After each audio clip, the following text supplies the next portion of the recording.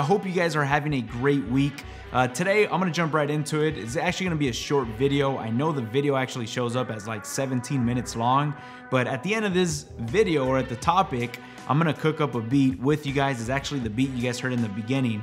So I'm hoping it comes out good. But today, we're gonna be talking about the audio sample tail feature that's been in the update with the 2.10 update that just got released. I know I touched up on it on a previous video, but I just skimmed through that topic. Right now, I actually wanna show you guys how I'm applying that feature on some of my samples, especially on my drums. When I'm chopping up sample or drum breaks, there's times where I want to lower down my beats per minute, and it just, little short gaps in between each slice will make my beat sound pretty amateur. So using this audio tail feature, it just helps me out, or it helps me cover up some of those gaps in between slices. So we're gonna dive into this topic. One more last thing I want to mention before we jump into it is, excuse me, because my voice on my microphone was pretty low versus the MPC volume. A little issue I had right there with the mixer. So let's jump right into it. Let's not waste any more time, and I'll catch you guys in a bit. All right, so I'm right here in my MPC-1, and I have a drum break that I sampled into the MPC-1. We'll actually go to it, sample edit. This is a drum break that I got, and I'm slicing up this drum break. It's just a 1-bar drum loop, and I'm slicing that 1-bar drum loop into quarter notes. So this is what we have right now.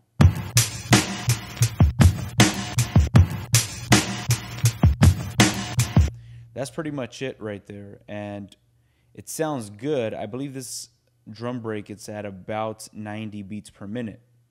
Once you convert it to its own program, you'll have it right here. I also put it on the grid. Right now I have it on the grid playing in quarter notes, as you guys can hear it right now.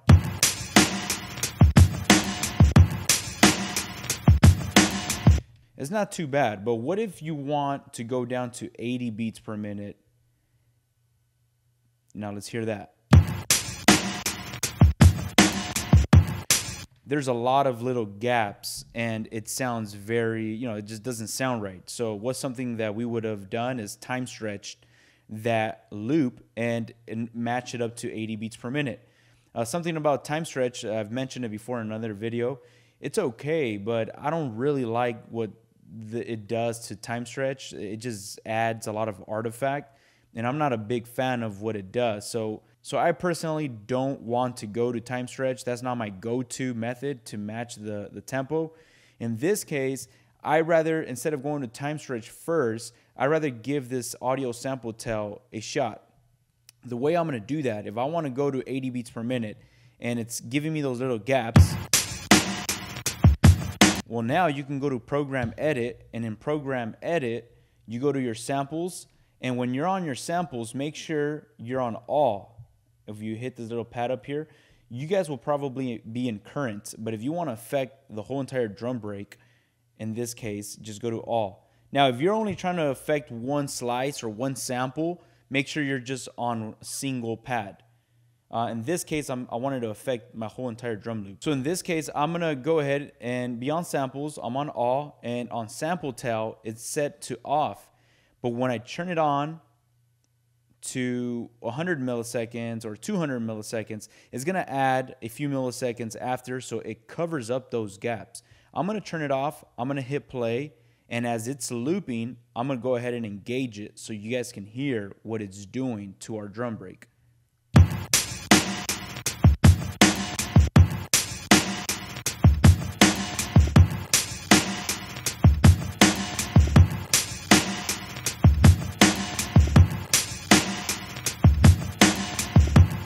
That's awesome. That alone right there is really, really cool. Of course, there is a limit to this. This is not always going to work. There's certain situations where I've tried it and it just doesn't sound right. It's a hit or miss, but I'd rather go to this method first before I think about time stretch. At least in my personal opinion, I'm not a big fan of time stretch on the MPC-1, but this right here just went from 90 beats per minute. I went down to 80 beats per minute, and it sounds amazing.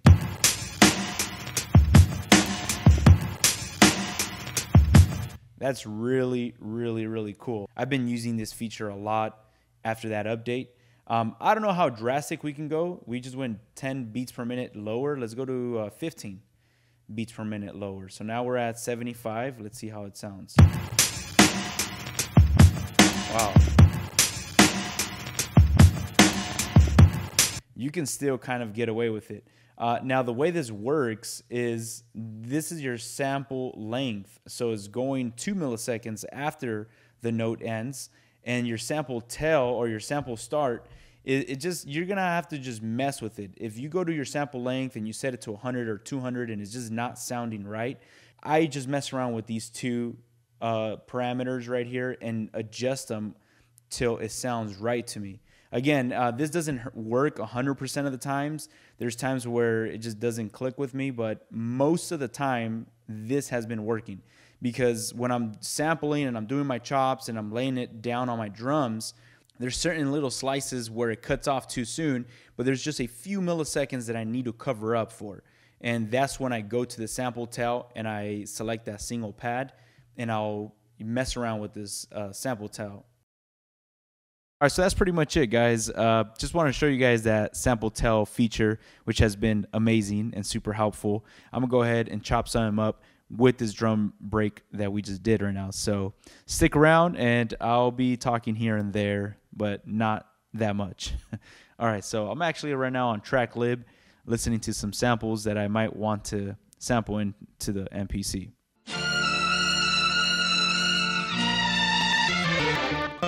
That sounds pretty hard. Sample. Edit.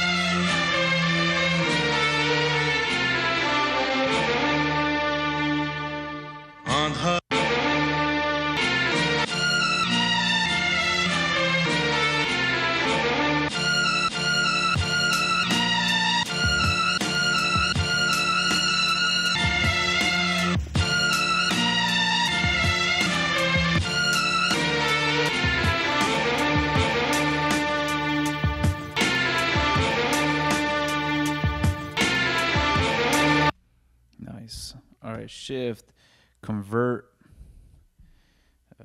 Don't do that. I said do it.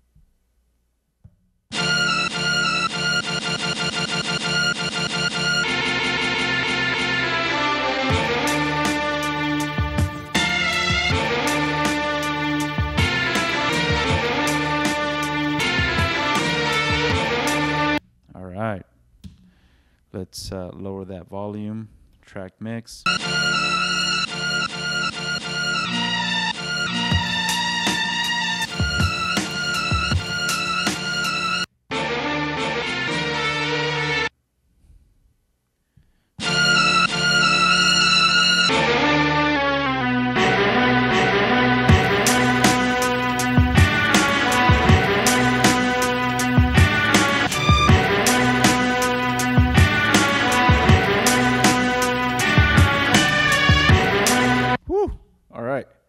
Let's get started. Let's have fun.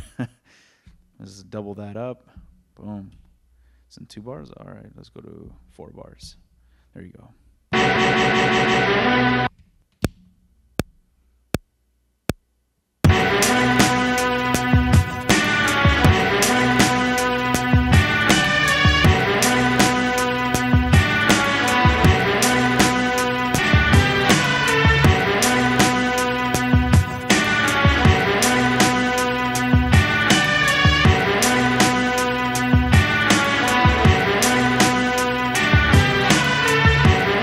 That's hard. Program edit, go to envelope, get out of all. Now I want to just affect one pad, which is going to be this one.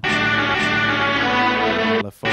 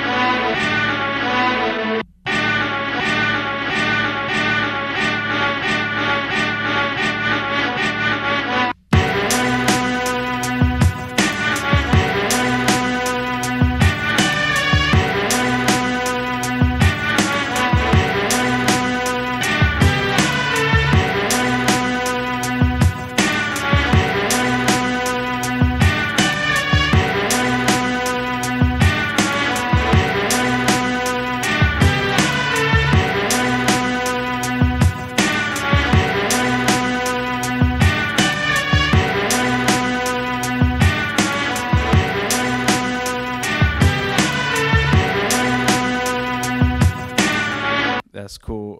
We'll just create another track. Name this One Shots. Create another program. And in this program, I'm actually going to bring in some drum samples from my SD card. We'll go to Splice. We'll go to Kicks.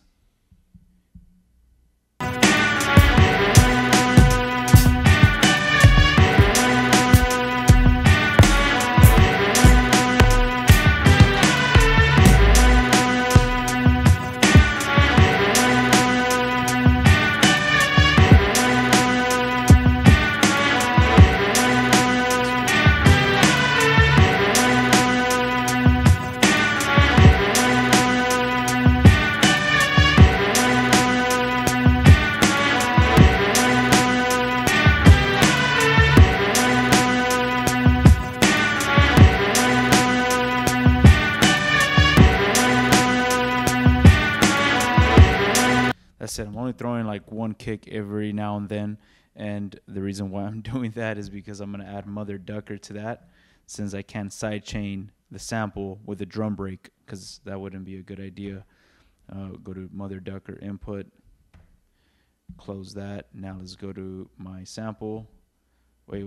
Yeah, go to the sample, add Mother Ducker to this one. Let's open that up and let's hear this.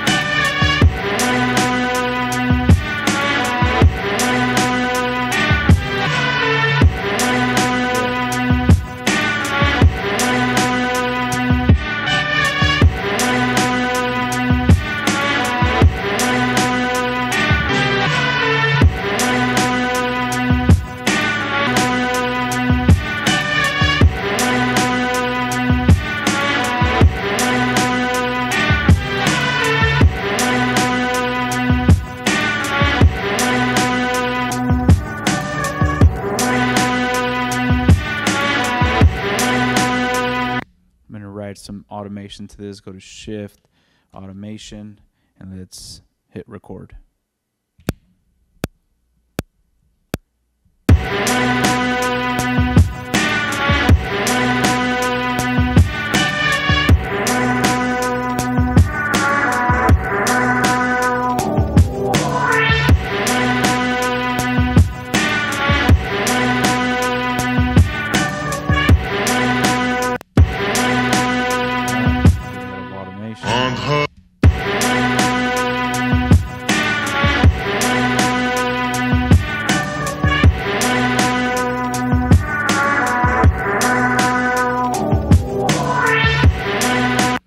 Let's add a bass line to this. So we'll go to track 4, name this bass. Boom. Add another program. This will be called bass. Go to browse and let me look for some bass.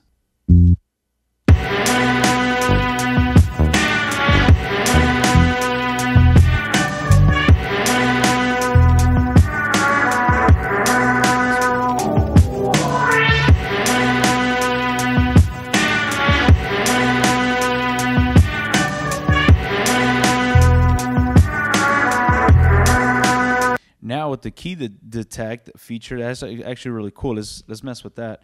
If we go to our sample with our strings, if we go to sample edit, we'll be able, or we should be able to. Oh no. It says BM. It shows it right there, the key detection. So now, if we go to our bass, let's try to match that.